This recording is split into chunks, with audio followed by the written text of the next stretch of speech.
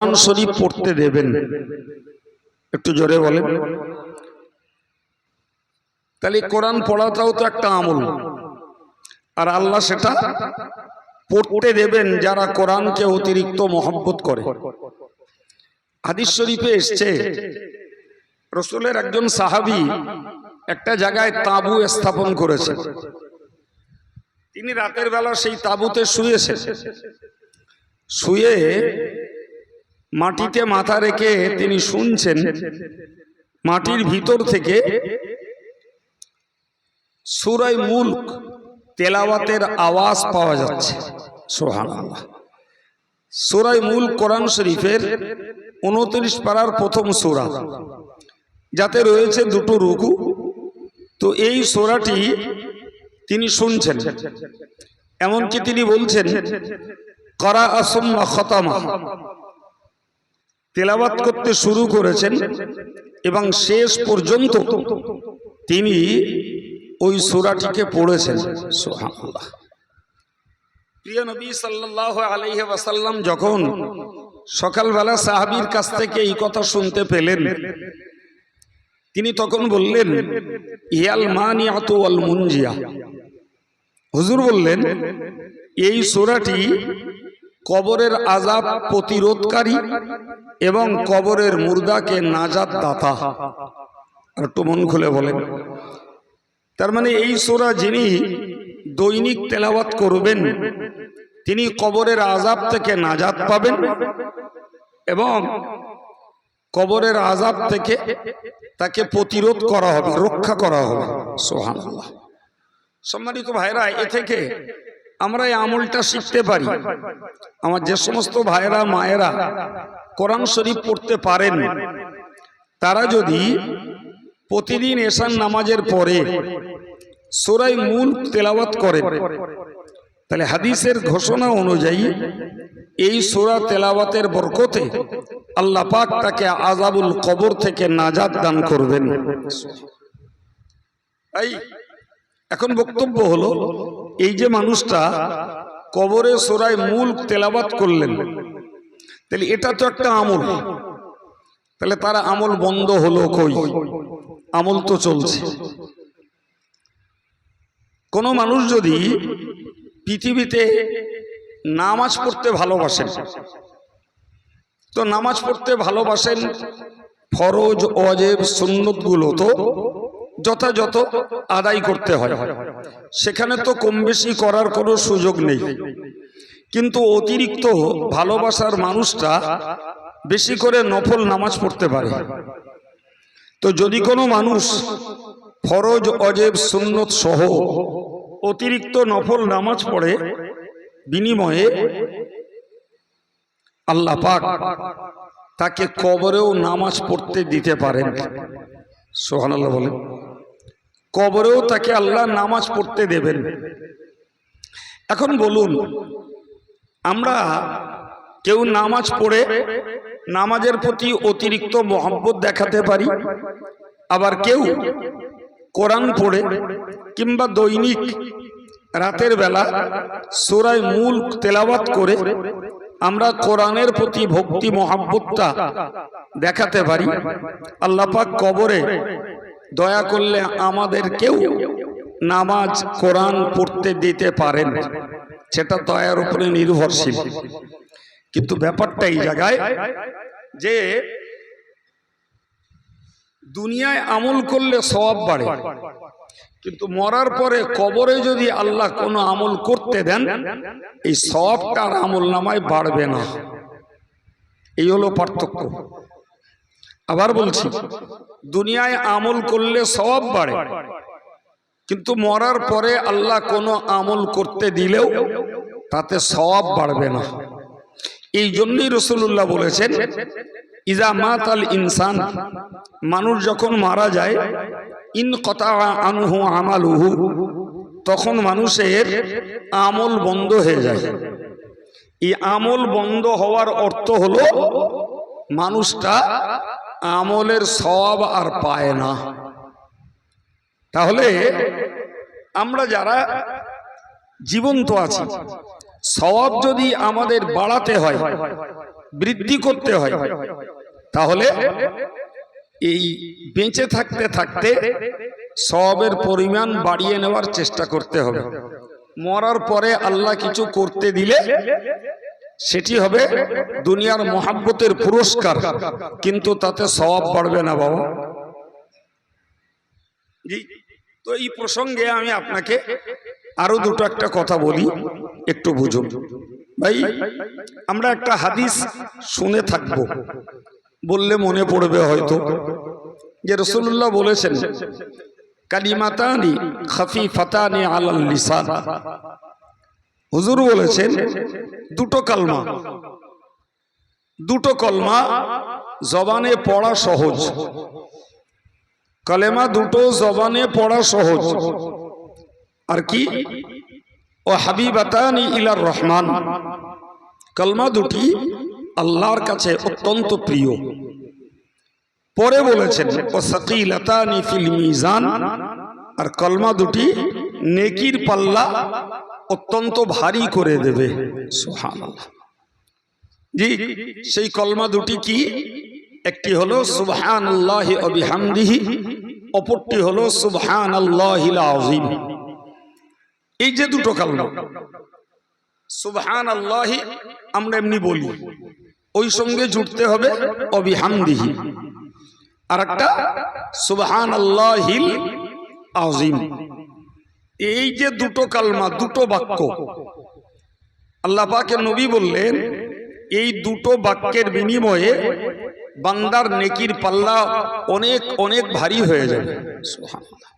এখন বক্তব্য, আমরা শরিয়াতের ফরজ, ওয়াজিব, সুন্নত, হুকুমগুলো যেমন পালন করি, পাল্টা হারাম, নাজায়েজ, মাকরুহ কাজগুলি থেকে তেমন আমাদেরকে বাঁচার চেষ্টা করতে হবে। আর এরপরে যদি আমরা নেকির পরিমাণ বাড়াতে চাই, তাহলে আমাদেরকে এই তাসবিহ এবং তাহমিদ, অর্থাৎ এই সুবহানাল্লাহ বলা আর আলহামদুলিল্লাহ বলা, এই আমল আমাদের বাড়াতে হবে, যেটা আমাদের জন্য খুব কঠিন নয়, সহজ। মুসলিম শরীফের হাদিসে এসেছে রাসূল করিম সাল্লাল্লাহু আলাইহি ওয়াসাল্লাম বলেন সুবহানাল্লাহি তামলাউল মিজান। আল্লাহ পাকের নবী বলেন সুবহানাল্লাহ নেকির পাল্লাটাকে ভরপুর করে দেবে। তাহলে আজকে আমরা মজলিসে বসে সুবহানাল্লাহ পড়ছি, অনেক মানুষ আছেন মাশাআল্লাহ যারা হয়তো এটাকে আমলে রেখেছেন। তো যারা রেখেছেন তারা নিশ্চয়ই সৌভাগ্যবান। যদি আমাদের আমলে না থাকে, তাহলে আমাদের দুভাগে এই আমলটাকে করার চেষ্টা করতে হবে। একটা ভাগ হলো 5 ওয়াক্ত নামাজ পড়ে আমাদেরকে সুবহানাল্লাহ, আলহামদুলিল্লাহ, আল্লাহু আকবার, লা ইলাহা ইল্লাল্লাহ, চারটে মিলে 100 বার। সুবহানাল্লাহ 33 বার, আলহামদুলিল্লাহ 33 বার, আল্লাহু আকবার 33 বার, লা ইলাহা ইল্লাল্লাহ 1 বার, চারটে মিলে হলো 100 বার। আল্লাহ পাকের নবী বলেছেন রুফিয়া আনহু খতায়া, এই তসবিহগুলো পড়ার বিনিময়ে আল্লাহ পাক তার গুনাহগুলোকে সব মোচন করে দেবেন।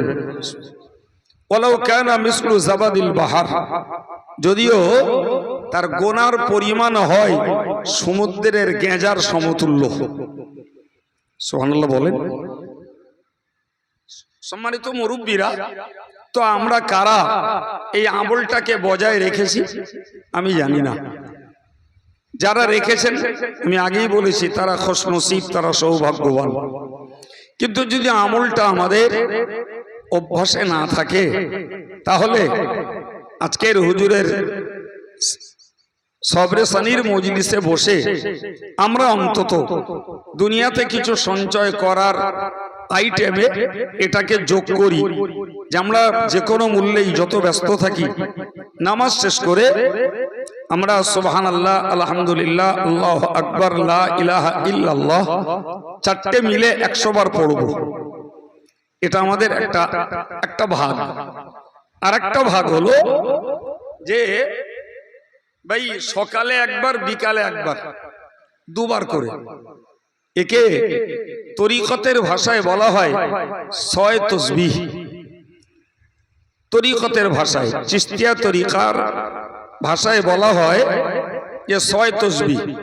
সকালে ১০০ বার সুবহানাল্লাহ, ১০০ বার আলহামদুলিল্লাহ, ১০০ বার আল্লাহু আকবার, ১০০ বার লা ইলাহা ইল্লাল্লাহ, আর ১০০ বার আস্তাগফিরুল্লাহ, আর ১০০ বার একটা দরুদ শরীফ। ঠিক আসরের পর থেকে মাগরিবের মধ্যে আর একবার এই একইভাবে এই তসবিহগুলো পড়া। ভাই এগুলি হলো নেকির পাল্লা ভারী করার সহজ পথ, একেবারে সহজ। এর থেকে সহজ সওয়াব জোগাড়ের আর কিছু নেই। আল্লাহ পাক কোরআন শরীফে বলেছেন, ফামান সাকুলাত মাওয়াজিনুহু ফাউলাইকা হুমুল মুফলিহুন। যাদের নেকির পাল্লা কিয়ামতের দিনে ভারী হবে তারাই সেদিন সফলতা লাভ করতে পারবে। তো আমরা যারা ধর্মপরায়ণ মানুষ, ধর্মপথের পথিক, এ পথে যখন আমরা ঢুকেছি, যারা ঢুকিনি তাদের নিয়ে ভাবনা আলাদা। অন্যান্য মজলিসে হয়তো তাদের কথা বলা হয়, আজকের একেবারে খাস দোয়ার মজলিস, এবং যারা বসেছেন সবাই নেককার, ইমানদার, দিনদার মানুষ। আমি একদম খোলা মনে বলছি, আমরা যখন ধর্মপরায়ণতার পথে আছি তাহলে আমাদের নেকির পাল্লাটা ভারী করাটা নিঃসন্দেহে আমাদের এই সাধনার একটা উন্নত পথ। তো আমি এক ভাগে বলেছি 5 ওয়াক্ত নামাজ পড়ে সুবহানাল্লাহ, আলহামদুলিল্লাহ, আল্লাহু আকবার পড়াটাকে আমলে রাখি। আর সকালে একবার, আর বিকালে সন্ধ্যার আগে একবার আমরা ওই 6 তসবিহ, মানে 6টা তসবিহ 600 বার পড়ার একটা আমল আমাদের নেকির পরিমাণ বাড়ানোর একটা ভালো রাস্তা। হাদিস শরীফে এসেছে, নবী করিম সাল্লাল্লাহু আলাইহি ওয়াসাল্লাম বলেন, সুবহানাল্লাহি ওয়াল হামদুলিল্লাহি তামলাআনি মা বাইনাস সামাওয়াতি ওয়াল আরদ। হুজুর বলেছেন যে সুবহানাল্লাহ, আলহামদুলিল্লাহ, এই দুটো বাক্যকে যারা একসঙ্গে পড়বে, একসঙ্গে প্রত্যেক বারে বারে সুবহানাল্লাহ, আলহামদুলিল্লাহ, সুবহানাল্লাহ, আলহামদুলিল্লাহ, সুবহানাল্লাহ, আলহামদুলিল্লাহ, আল্লাহ পাকের নবী বলেছেন তামলাউ মা বাইনাস সামাই ওয়াল আরদ। ওই মানুষটার নেকির পাল্লাটাকে আল্লাহ এতটা সওয়াব দেবেন, জমিন থেকে শুরু করে আসমান পর্যন্ত এই খালি জায়গাটাকে আল্লাহ পাক সওয়াব দিয়ে ওই বান্দার জন্য ভরপুর করে দেবেন। আলহামদুলিল্লাহ। তাহলে বলতে পারা যায় আমাদের কষ্টের তুলনায়, সময় ব্যয়ের তুলনায় আমাদের জাযা, মজুরি, পুরস্কার এতে আল্লাহ পাক অনেক বেশি রেখেছেন, অনেক বেশি, যেটাকে আমরা কল্পনা করতে পারি না। তো প্রিয় ভাইরা আমার, আমি আপনার কাছে বিনয়ের সঙ্গে নিবেদন করে বলতে চাইব যে আমার যখন মরার পরে সওয়াবযোগ্য আমল বন্ধ হয়ে যাবে, আবার বলছি, মরার পরে সওয়াবযোগ্য আমল বন্ধ হয়ে যাবে। আমি প্রমাণ করিয়েছি আমল চলবে কিন্তু তাতে সওয়াব হবে না। তাহলে সওয়াবযোগ্য আমল যদি আমায় করতে হয় তাহলে যতক্ষণ বেঁচে আছি, সজ্ঞানে আছি, ততক্ষণ সুযোগ। বেঁচে আছি জ্ঞান নেই, বেঁচে আছি চরম অসুস্থ, বেঁচে আছি হসপিটালে আছি, এরকম পরিস্থিতিতেও সওয়াবের পরিমাণ বাড়ানো যাবে না। সওয়াবের পরিমাণ যদি বাড়াতে হয় বেঁচে থেকে সুস্থ সময়টাকে আমাদেরকে কাজে লাগাতে হবে। আমার মজলিসে বেশ কিছু বয়স্ক মুরব্বীরাও রয়েছেন। আমরা ভাবি না যে আমরা শিশু থেকে কিশোর, কিশোর থেকে যুবক, যুবক থেকে বার্ধক্যে, আজকে অতি বার্ধক্যে পৌঁছে গেছি। তাহলে তো বুঝতেই পেরে গেছি যে আমাদের পৃথিবীতে থাকার সময়কাল আর বেশি নেই। আম যখন পেকেছে ও বোটা থেকে খসবে, ওর আর নতুন করে ওই বোটায় থাকার সময় বাড়তে পারে না।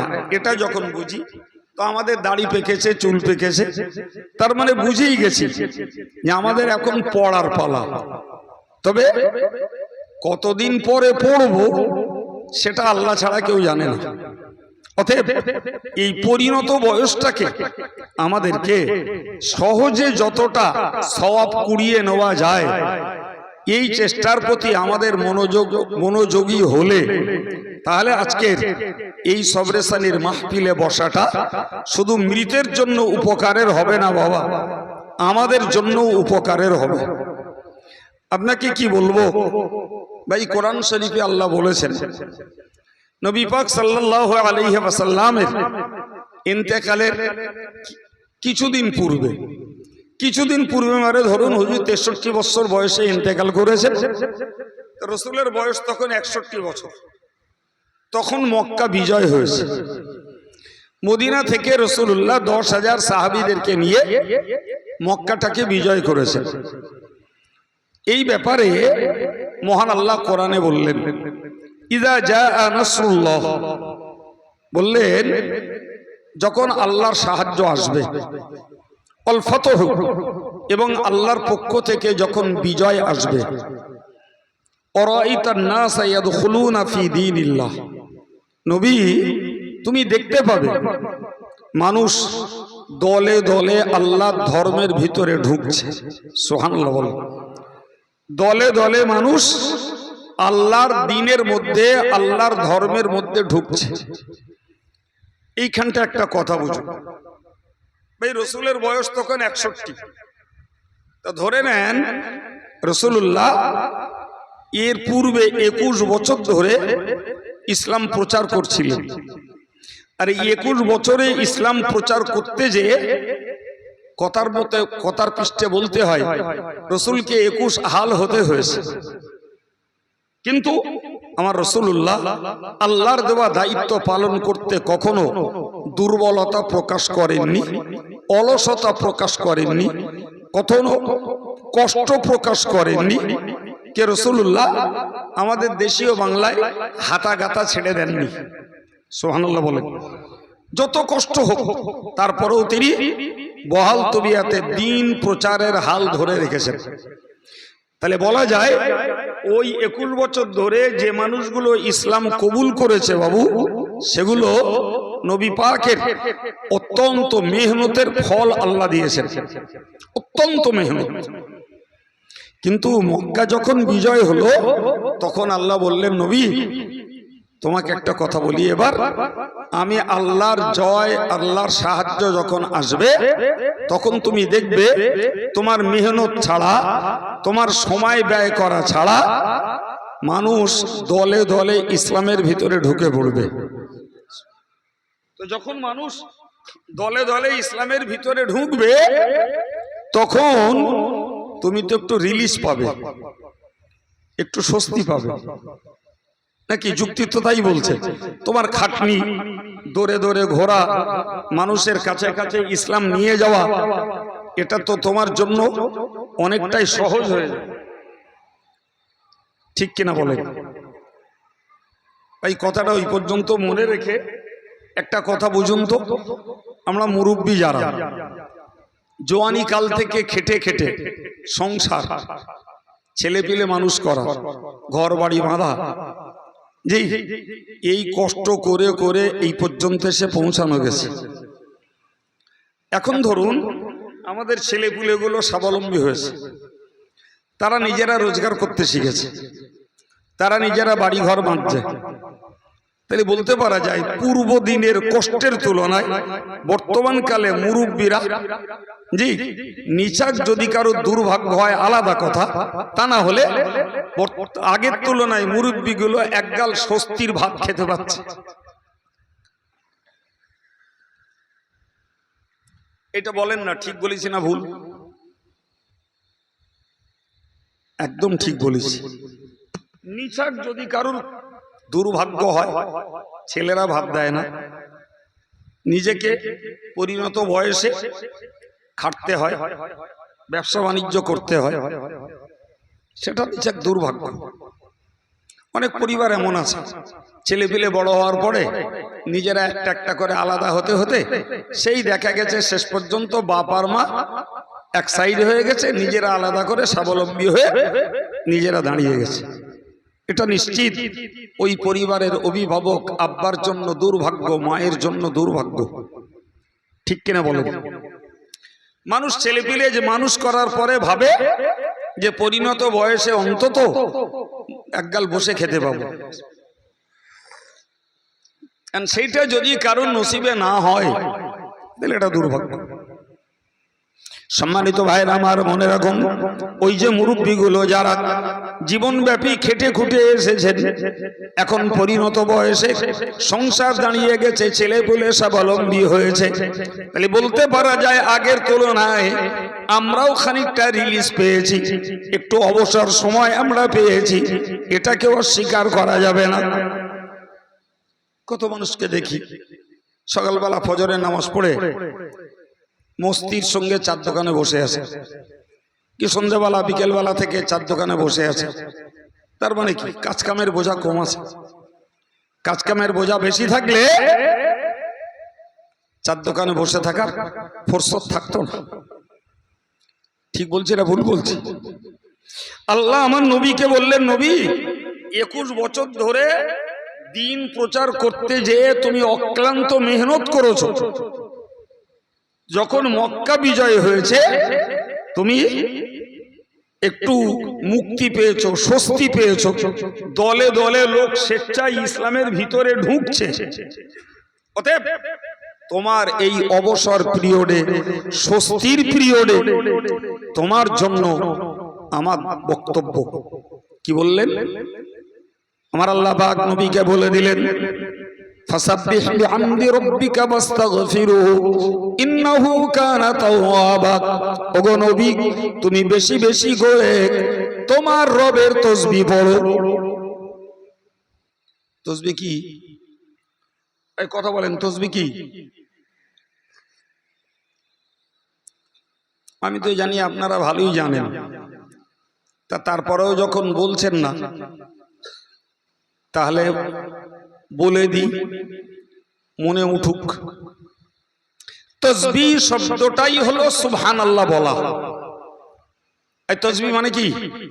জোরে বলেন, সুবহানাল্লাহ বলা। তো আল্লাহ তার নবীকে বললেন, ফাসাব্বিহ, তুমি তোমার তাসবিহ পড়ো। আরেকটা হলো তাহমিদ। এই শব্দটা আমাদের কাছে খুব বেশি ব্যবহার হয় না, তাসবিহটা ব্যবহার হয় না, হয় না ভাই? আরেকটাকে বলা হয় তাহমিদ, এর মানে হলো আলহামদুলিল্লাহ বলা। তাহলে তাসবিহর মানে হলো সুবহানাল্লাহ বলা, আর তাহমিদের মানে হলো কি বলেছি বলেন? আলহামদুলিল্লাহ বলা। তো স্বয়ং আল্লাহ তার নবীকে বললেন যে দিন প্রচারের দায়িত্ব, দিন প্রচারের বোঝা তোমার যখন হালকা হয়েছে, মানুষ এখন স্বেচ্ছায় ইসলাম কবুল করছে, তুমি এখন বেশি করে সুবহানাল্লাহ পড়ো আর বেশি করে আলহামদুলিল্লাহ পড়ো। ঠিক ওই কথাটাই আমি আমার সমাজের ভাইদের কাছে, মুরব্বীদের কাছে পেশ করছি, যে আমরা যারা খেটে খুটে কাজ কাম করে ছেলে পুলে বড় করে লেখাপড়া শিখিয়ে ঘর বাড়ি তৈরি করে তাদেরকে প্রতিষ্ঠিত করে দিতে পেরেছি, তাহলে নবীর প্রতি আল্লাহর যে আদেশ, ফাসাব্বিহ বিহামদি রাব্বিকা, তুমি তোমার রবের তাসবিহ পড়ো এবং তোমার রবের প্রশংসা করতে যে আলহামদুলিল্লাহ পড়ো, তাহলে ওই দায়িত্বটা তো বাবু আমাদেরও পালন করতে হয়। আল্লাহ নবীকে বলেছিলেন, তাহলে নবীর যদি তাসবিহ পড়তে আর তাহমিদ পড়তে, অর্থাৎ সুবহানাল্লাহ বলতে আর আলহামদুলিল্লাহ বলতে আল্লাহ আদেশ করেন, তাহলে ওই আদেশটা আমাদের জন্য আরো গাঢ় না হালকা? একটু বলেন দিন। গাঢ়। ভাই, এই প্রতি আমাদেরকে আকৃষ্ট হতে হবে। আমার আল্লাহ আরো বললেন, ওয়াস্তাগফিরুহু, ও নবী তুমি আরো একটা কাজ করো, ওয়াস্তাগফিরুহু, তুমি বেশি বেশি করে ওই রবের কাছে তুমি ক্ষমা প্রার্থনা করো। ভাইরা আমার, আমরা জানি হাদিস শরীফে এসেছে, সাহাবারা বর্ণনা করেছেন, রাসূল করিম সাল্লাল্লাহু আলাইহি ওয়াসাল্লামের ব্যাপারে বলেছেন, কানা রাসূলুল্লাহ সাল্লাল্লাহু আলাইহি ওয়াসাল্লাম ইস্তাগফিরু ফি কুল্লি আহয়ানিন। আল্লাহ পাকের নবী প্রত্যেকটা মুহূর্তে, প্রত্যেকটা সময়ে তিনি আস্তাগফিরুল্লাহ পড়তেন। প্রত্যেক সময় আস্তাগফিরুল্লাহ পড়তেন। প্রত্যেক সময়ের অর্থ হলো পাক হালাতেও পড়তেন। শরীর যখন রাসূলুল্লাহ নাপাক হতো, মনে করুন ইস্তেঞ্জা করেছেন, তখন তো নাপাক, তখনও তিনি আস্তাগফিরুল্লাহ পড়তেন। এমনকি হাদিস শরীফে এসেছে রাসূলুল্লাহ নামাজের সালাম ফিরিয়েই বলতেন আস্তাগফিরুল্লাহ, আস্তাগফিরুল্লাহ, আস্তাগফিরুল্লাহ, 3 বার পড়তেন। জি, অনেকে প্রশ্ন করে যে নামাজ তো ভালো কাজ, তাহলে নামাজ পড়ার পরে আস্তাগফিরুল্লাহ পড়ার অর্থ কি? নিঃসন্দেহে নামাজ ভালো কাজ, কিন্তু তারপরেও আস্তাগফিরুল্লাহ রাসূলুল্লাহ এই জন্য পড়তেন যে নামাজ আমি পড়তে যেয়ে কোনো ত্রুটি বিচ্যুতি হয়ে গেছে কিনা, এই জন্যই রাসূলুল্লাহ ক্ষমা চাইতেন। বাবু, রাসূলের ত্রুটি হওয়ার কোনো প্রশ্ন ওঠে না, কিন্তু আমাদের তো ত্রুটি হওয়াই স্বাভাবিক। তাহলে তো আমাদের নামাজের সালাম ফিরিয়েই আমাদেরও পড়া উচিত আস্তাগফিরুল্লাহ। রাসূল ফরজ নামাজ শেষ করি 3 বার বলতেন আস্তাগফিরুল্লাহ, আস্তাগফিরুল্লাহ, আস্তাগফিরুল্লাহ।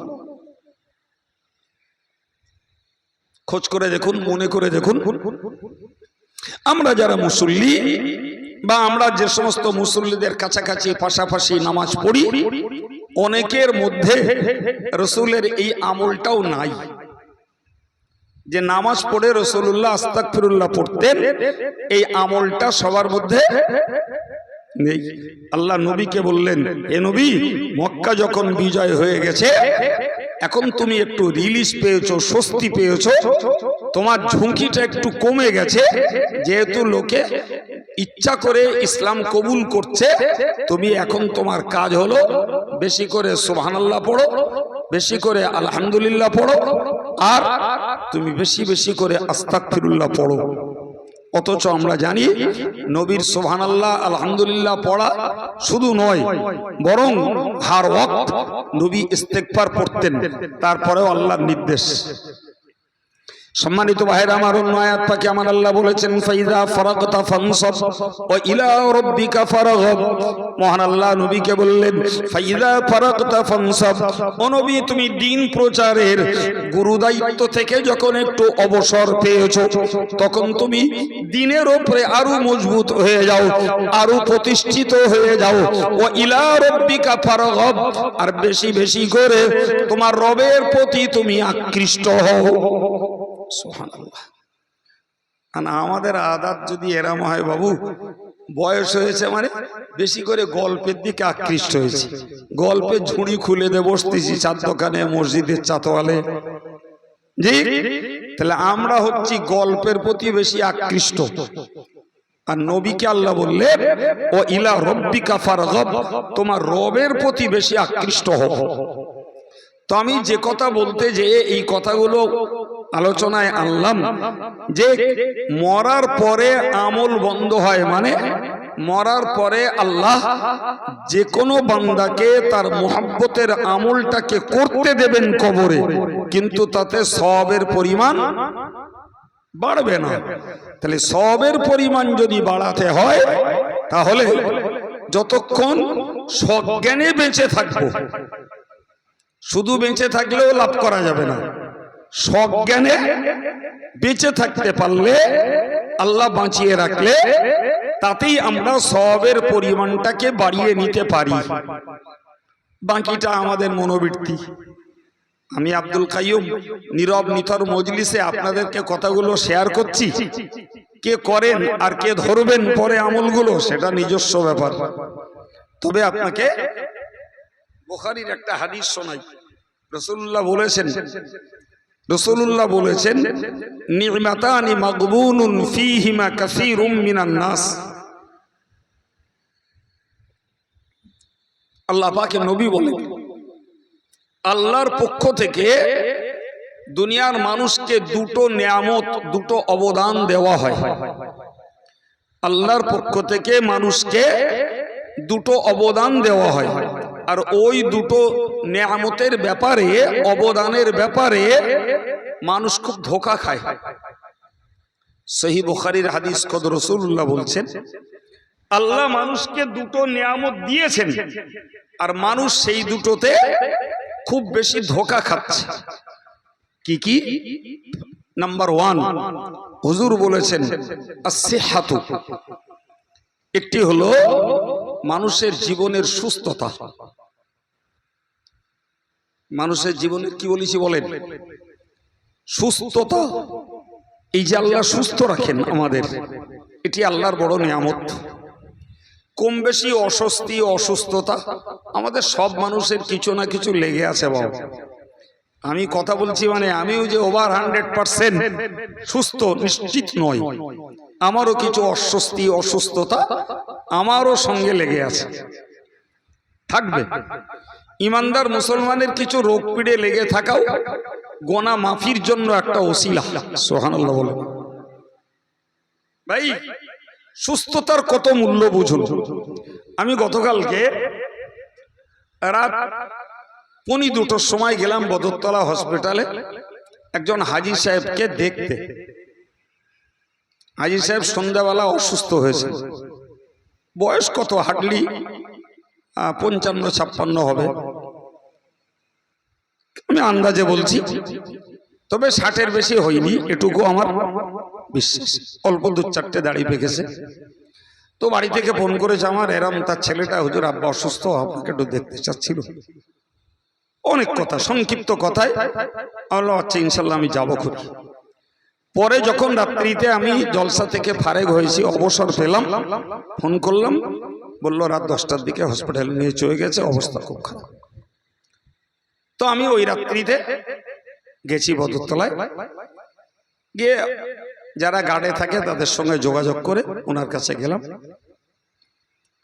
যে ভাই আমার এত কষ্ট হচ্ছিল লোকটাকে দেখে, আর নিজে নিজে একটা বিরাট টেনশন করছিলাম যে আল্লাহ কি না করতে পারে। লোকটা তাগড়াই জম, ভালো লম্বা চওড়া, একদম ফিটফাট দেহ, পুরো ফিট, আর ওই রকম কর্মঠ, আবার মসজিদের ইমাম। সাধারণ বেশি মানুষ মসজিদের ইমাম, নিজে চাষবাস করে, ইমামতির বেতনও 1 পয়সা নেয় না। অন্তত কমপক্ষে 30 বছর ধরে ফ্রি অফ কস্ট ইমামতি করছে।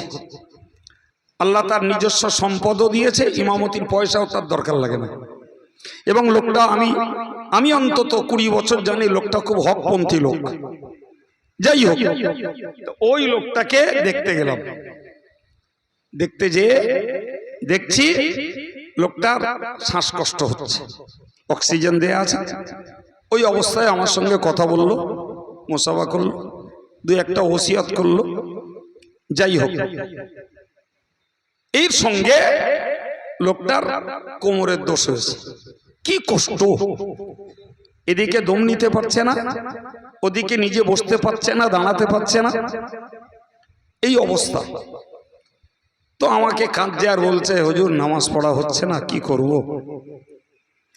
আল্লাহ ভালো করুক, এই অবস্থায় নামাজ না পড়তে পারলেও গোনা নেই, আল্লাহ সুস্থ করলে পড়ে দেবে। যাই হোক, আমি থাকতে থাকতেই লোকটাকে আইসিইউতে দিয়ে দিল।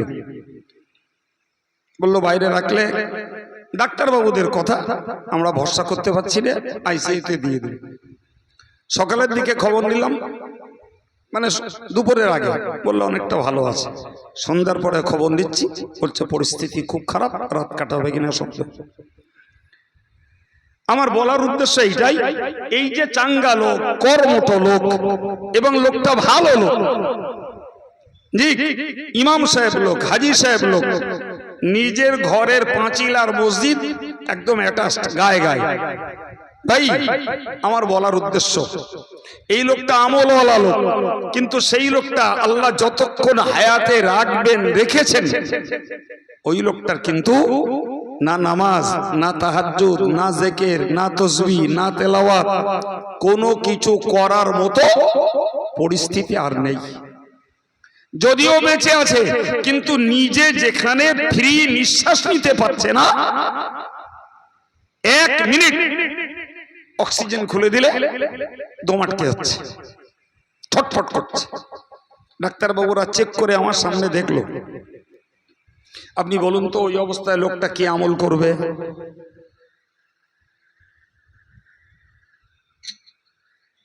কিছু করার আছে? এই জন্য আল্লাহ নবী বলেছেন, আল্লাহ পাক বান্দাদেরকে একটা নিয়ামত দিয়েছেন, যে নিয়ামতটি হলো বান্দার জীবনের সুস্থতা। ও বান্দা, যতক্ষণ আল্লাহ তোমায় সুস্থ রাখেন ততক্ষণ তুমি এই সময়টাকে হেলায় হারিও না, এই সময়টাকে গল্পে কাটিও না, এই সময়টাকে খেলায় নষ্ট করো না, এই সময়টাকে তুমি অলসতায় অপচয় করো না। ওই সুস্থ সময়টাকে তুমি তোমার জন্য নেকি সঞ্চয় করে নেকির পাল্লাটাকে পূর্ণ করো। কথাটা এত বাস্তব যা আমাদের দেশের কথাই বলতে হয়। মানুষ বলে দাঁত থাকতে দাঁতের মর্যাদা বোঝো। ভাই, হাদিসের ভাষা হলো, তোমার যখন সুস্থতা আছে সুস্থতার গুরুত্ব দাও। আর দ্বিতীয়ত নবী বলেছেন, অল ফারাগ, আল্লাহ যখন তোমাকে সময় দিয়েছেন, অবসর যখন দিয়েছেন, ওই অবসর পিরিয়ডটাকে তুমি নেকি সঞ্চয়ে কাজে লাগাও। সুস্থতা, অবসর, দুটো খোদার দান। এটি বান্দাদের জন্য আল্লাহর বড় নিয়ামত, যে আল্লাহ তোমাকে সময়ও দিয়েছেন আবার সুস্থও রেখেছেন।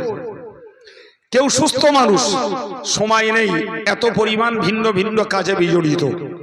আবার কারো সময় আছে, সুস্থ নেই, অথর্ব পড়ে আছে, করবেটা কি? তাহলে যে মানুষগুলোর জন্য সময় আর সুস্থতা দুটোই আল্লাহ দিয়েছেন, নিশ্চিত এই মানুষগুলো বড় সৌভাগ্যবান। এদের বুদ্ধির পরিচয় হলো এই সুযোগে নেকি জোগাড় করে নেওয়া, এই সুযোগে সওয়াবের পাল্লাটাকে ভারী করে নেওয়া। জি, তবেই তো আমার বুদ্ধির পরিচয় হবে। কোরআন শরীফে আল্লাহ অন্য আয়াত পাকে বলেছেন, ফাম্মা মান সাকুলাত মাওয়াজিনুহু ফাহুয়া ফি ঈশাতির রাদিয়া। মহান আল্লাহ পাক বলেন, যে মানুষগুলো নেকির পাল্লাটা ভারী হবে, ওই লোকগুলো অত্যন্ত সন্তোষজনক দিন যাপন করবে, সন্তোষজনক ভাবে তার কিয়ামতের দিনটা কাটবে, সন্তোষজনক ভাবে ওই লোকটা নাজাত পেয়ে যাবে। আম্মা মান খাফফাত মাওয়াজিনুহু, এবং নেকির পাল্লা যারা হালকা হয়ে যাবে, ফাউম্মুহু হাবিয়া, ওই লোকটার ঠিকানা হবে হাবিয়া নামক দোজখ। এবার বলেন না, আমরা আজকের মরহুম মৌলানা সাহেব হুজুরের সবরে সানির জন্য বসেছি, আলাদা কথা। এরকম কত সবরে সানিতে আমরা শরীক হই। একদিন তো লোকে আমাদের নামেও সবরে সানি করবে, সেদিন তো প্রত্যেকের জন্য অপেক্ষা করছে। জি, তো মানুষ আমার নামে সবরেসানি করে আমাকে কতটা কল্যাণ পাইয়ে দেবে আর আল্লাহ কতটা দয়া করে কবুল করবেন, সেটা তো সম্পূর্ণ আল্লাহ পাকের দয়ার উপরে নির্ভরশীল। জি, তাহলে বুদ্ধিমানের কাজ এটাই হলো, আল্লাহ যতক্ষণ আমাদের হায়াতে রেখেছেন, সুস্থ রেখেছেন এবং অবসর দিয়েছেন, সময় সুযোগ দিয়েছেন, এটাকে আমাদেরকে কাজে লাগাতে হবে বাবা। তাহলে মরার পরে আমি আমল করলেও সওয়াব পাবো না, কিন্তু জিন্দা হালাতে যে আমলগুলো করব তাতে আমার নেকির পাল্লাটা ভারী হবে। বিশ্বাস করুন, প্রচুর মানুষ আছে সমাজে বাবু, যারা মনে করেন আমরা দাড়ি রেখেছি, টুপি পরি, রোজা রাখি, দান সদকা করি, বা 5 ওয়াক্ত নামাজ পড়ছি, এই যথেষ্ট, এই যথেষ্ট না বাবু। এটা বলো কেবলমাত্র বলতে পারা যায় একটা আবশ্যক দায়িত্ব পালন করছি, একটা আবশ্যক দায়িত্ব। 5 ওয়াক্ত নামাজ, কি অজেব ফরজ নামাজ, অজেব নামাজ, সুন্নত নামাজ। কিন্তু নেকির পাল্লা যদি ভারী হতে হয় তাহলে আমাদেরকে ওই অতিরিক্ত নফল নামাজ, অতিরিক্ত নফল রোজা, অতিরিক্ত দান, ভাই এগুলো আমাদের জন্য কষ্ট, এগুলো আমাদের জন্য একটু দুরূহ। কিন্তু অতিরিক্ত কোরআন পড়া দুরূহ নয়, কিন্তু সেখানেও আমাদের ঘাটতি, আমরা অনেকে পড়তে পারি না। জি, এর থেকেও সহজ হলো অতিরিক্ত তসবিহ তাহমিদ এগুলো পড়া, যেগুলো যেমন কষ্ট কম তেমন সময় ব্যয়ও কম, খরচ কিচ্ছু নেই। আমরা বেশি করে সুবহানাল্লাহ পড়বো, বেশি করে আলহামদুলিল্লাহ পড়বো, বেশি করে লা ইলাহা ইল্লাল্লাহ পড়বো, বেশি করে আল্লাহু আকবার পড়বো, বেশি করে আস্তাগফিরুল্লাহ পড়বো। এতে খরচ নেই, অতিরিক্ত কষ্ট নেই, আলাদা করে বাঁধা ধরা শর্ত নেই।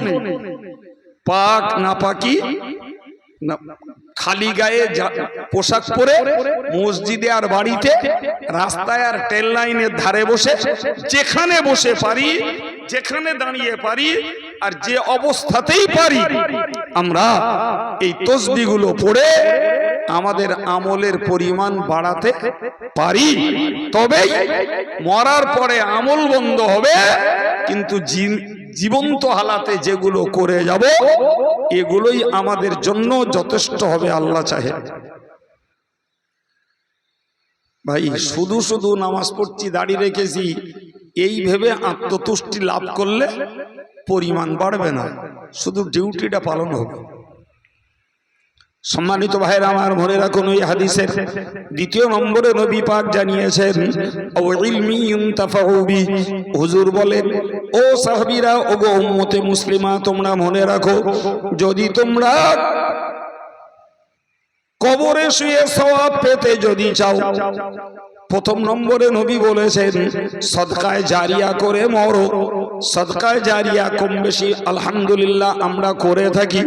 মসজিদে জায়গা দেওয়া, মসজিদ তৈরি করতে পয়সা দেওয়া, মাদ্রাসায় জায়গা দেওয়া, মাদ্রাসা তৈরি করতে পয়সা দেওয়া, কিংবা দিন দুঃখী গরিব আর্তদুস্থ অসহায়ের পিছনে কিছু সেবা দেওয়া, সদকায়ে জারিয়া। পানির ব্যবস্থা করে দেওয়া, সদকায়ে জারিয়া। পুরতলায় বিশ্রামাগার বানিয়ে দেওয়া, সদকায়ে জারিয়া। ছেলেদের পড়ার জন্য, মেয়েদের পড়ার জন্য কিতাব কিনে দেওয়া, এগুলো আমাদের জন্য মরার পরে সওয়াব পাওয়ার এক একটা রাস্তা। তো কম বেশি যার যেমন পারাগতা, যার যেমন উদারতা, আমরা তেমন মসজিদ মাদ্রাসায় দান করি, গরিবদের দান করি।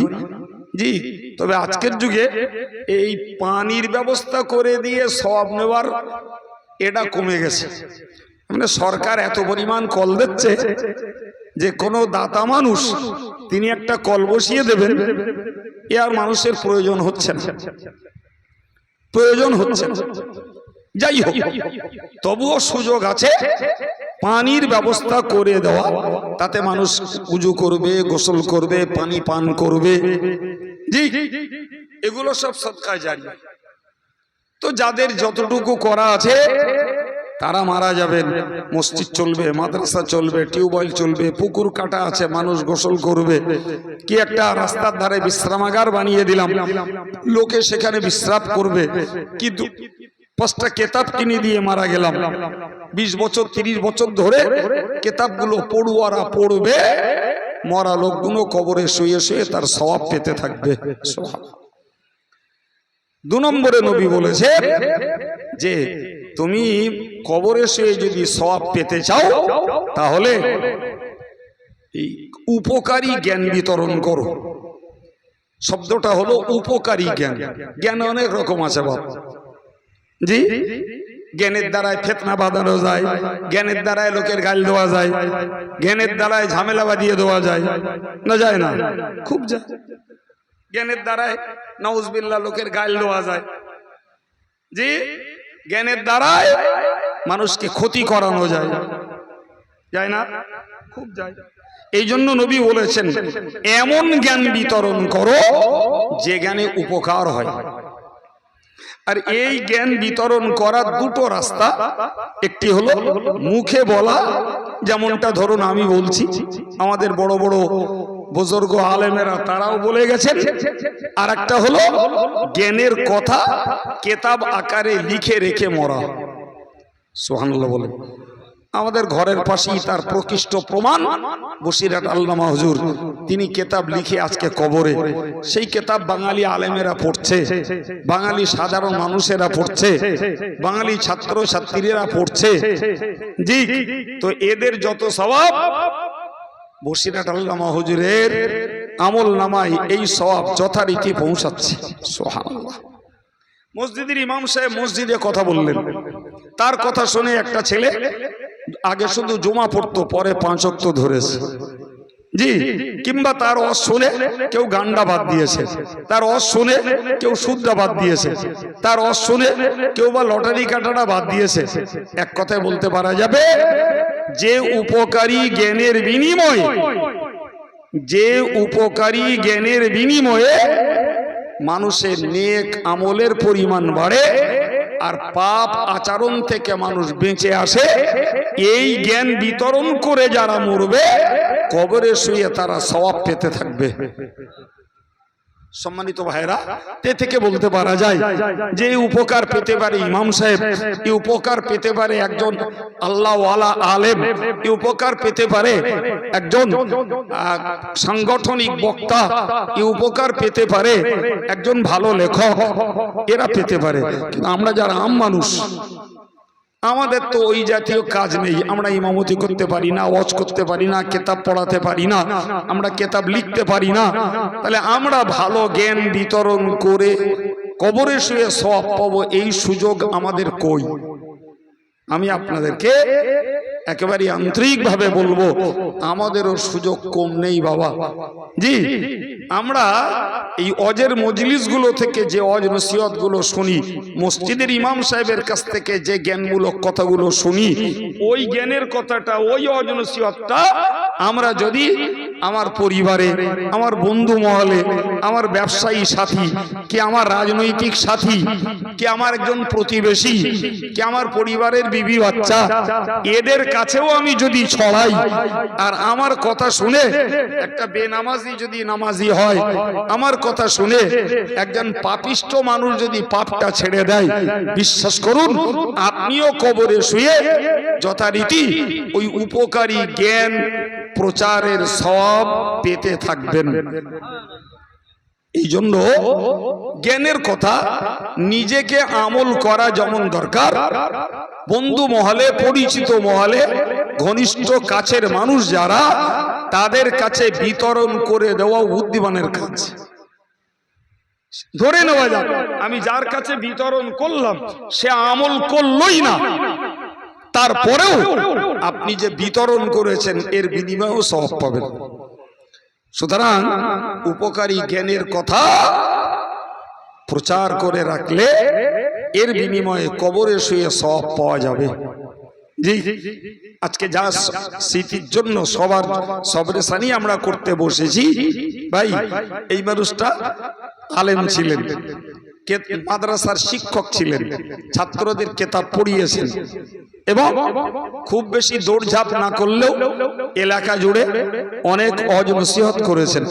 তাহলে নিজে আমল করেছেন, অন্যকে আমলের জন্য যখন মওকা এসছে তখন দুটো উপকারী জ্ঞানের কথা তাদের কাছে ছড়িয়েছেন, মাদ্রাসার কিতাব পড়িয়েছেন।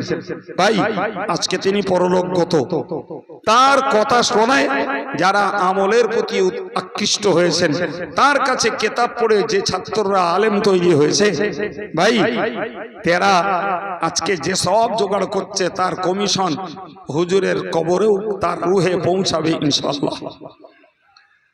3 নম্বর বলছি, রাসূলুল্লাহ বলেছেন আও ওয়ালাদিন সালিহিন ইয়াদউ লাহু, হুজুর বলেন তোমরা এমন সন্তান বানাও যে সন্তানগুলো নেক হয়, সৎ হয়।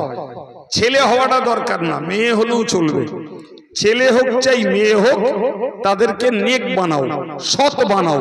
ছেলে হোক চাই মেয়ে হোক তাদেরকে নামাজি বানাও, তাদেরকে শরীয়তের পথের পথিক বানাও, তাদেরকে অধর্ম কাজ থেকে তাদেরকে বাঁচাও। ওই ছেলে আর ওই মেয়েগুলি তারা দোয়া করবে, ওই দোয়ার ফল বাপ মা দাদা দাদি কবরে শুয়ে শুয়ে পাবে। আরে বাবা, নিজের বাড়ির লোক যদি নামাজি মুসল্লি হয় আর দোয়া করতে শেখে, কখনো মন চাইলো ইমামকে ডাকলাম, কখনো মন চাইলো আব্দুল কাইয়ুমকে ডাকলাম, এটা বছরে নাই এক আধবার সম্ভব। কিন্তু নিজের পরিবারের লোক যদি ভাই দোয়া করার যোগ্য হয়, তাহলে মুর্দাগুলো প্রতিদিন কবরে সে সওয়াব পায়।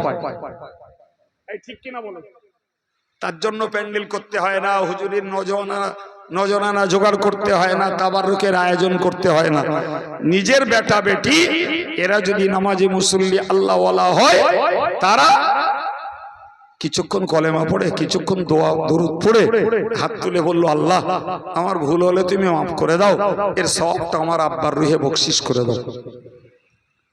ভাই, মৃত্যুর পরে খুব সহজে সওয়াব যদি পেতে হয়, তাহলে দরকার আমাদের প্রত্যেককে একটা চিন্তা মাথায় নেওয়া, যে আমার পরিবারের সদস্য যারা, বিশেষত আমার ছেলে মেয়ে যারা, এরা লেখাপড়া কতটা শিখেছে, কে কত টাকা রোজগার করছে, কে কত বড় ব্যবসাদার, ওসব আপন জায়গায় থাক।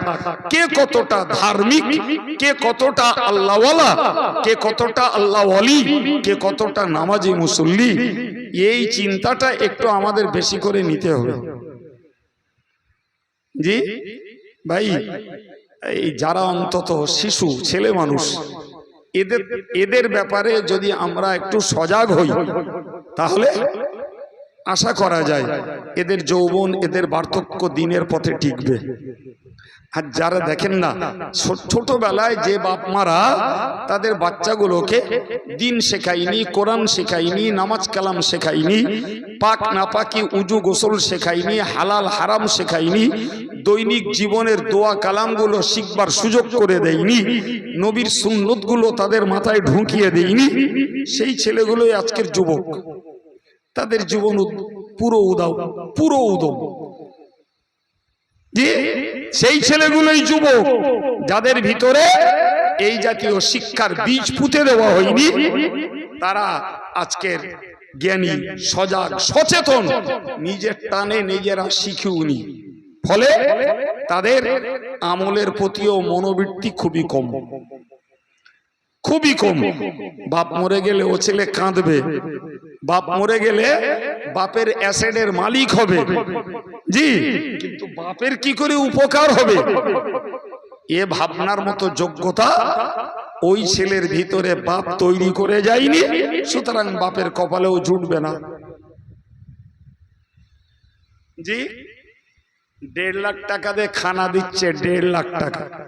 আমি কয়েক বছর আগের কথা বলছি, আমারে দাওয়াত করেছে, তা আমি গেছি, তো মিনিট 15 কথা বলেছি। লোকজন আছে ভালো, লোকেরা চাচ্ছে আর একটু শুনবে। যে ভদ্রলোক করছে আমার এসে বললো, হুজুর অনেকজন খাবে, আপনি দোয়া করে দেন। আমি বলি, ভাই যত তাড়াতাড়ি হয় তত আমার লাভ, তাতে আর কি। শ্রোতারা বলছে না আর একটু বলুক। আমি বললাম, না ভাই, উনি কর্তৃপক্ষ, ওনার কাজের একটা হিসেব আছে। যাই হোক, আমি শেষ করব। ওই লোকটাকে ডাকছি যে করেছে, বলে আসুন তাহলে সবজেশনি করি। তো বলছে, হুজুর আমি ব্যস্ত আছি, আপনি করে দেন। হ্যাঁ, এরির নাম হচ্ছে বাপের দরদ। ও মনে করে যে এত লোকের খাওয়াবো, হুজুরির টাকা দেবো, ফের আমার হাত তুলতে হবে, তাহলে আমি এসব করলুম কেন? কত বড় নির্বোধ না হলি, ওর বাপের সবরেশানি করবে, ও ব্যস্ত, হাত তুলবে না। ভাড়াটিয়া হুজুর আছে, হুজুর হাত তুলে দেবে, ওর বাপ ক্ষমা পেয়ে জান্নাতে চলে যাবে। এই কপাল পোড়া না হলি হয়? এই হ্যাঁ না বলে, জি বাবা তোর টাকা আছে, তুই করেছিস ঠিক, ভালো কথা, কিন্তু তুই যদি এই টাকার বিনিময়ে একদিন আনুষ্ঠানিক সবরেসানি না করে তুই যদি নিজে নামাজি হতিস আর নিজে যদি দোয়া করতে শিখতিস, তাহলে বিনা প্যান্ডেলে, বিনা নজরানায় আর বিনা তাবাররুকে প্রতিদিন তোর বাপ ক্ষমার দোয়া আর সওয়াব পেত। ঠিক কিনা বলেন প্রিয় ভাইরা আমার? অন্তত পক্ষে এইটুকু খেয়াল আমরা করি যে আমার পরিবারের ছেলে মেয়েরা তারা আল্লাহওয়ালা কিনা।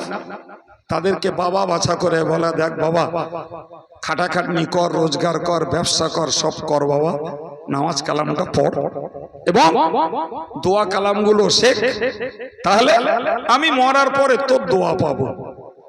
এই কথাটা ওর মনে বিরাট অ্যাটাক করবে যে আমার আব্বা আমার দোয়ার মুখাপেক্ষী। জি, দেখবেন অনেক দুষ্টু ছেলেও আল্লাহ চাইলে নরম হয়ে যাবে। আল্লাহ আমাদেরকে বোঝার তৌফিক দেন, বলুন আমিন। আসুন প্রিয় নবীর প্রতি সালাম। ইয়া নবী,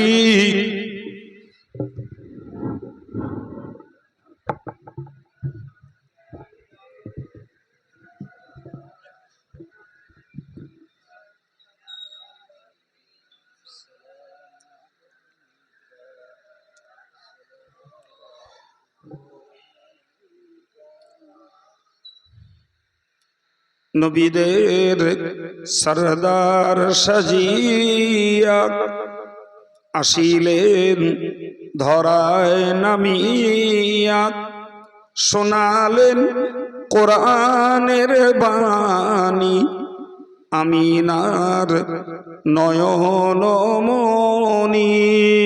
ইয়া নবী সালামুন আলাইকা,